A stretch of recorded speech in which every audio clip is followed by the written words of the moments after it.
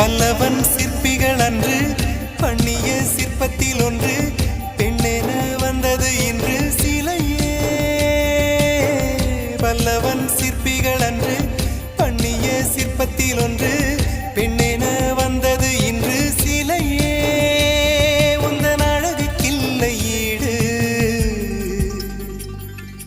என்ன விலை அழகே, சொன்ன விலைக்கு வாங்க வருவேன், விலை உயிர் என்றாலும் தருவேன். இந்த அழகை கண்டு வியந்து போகிறேன்.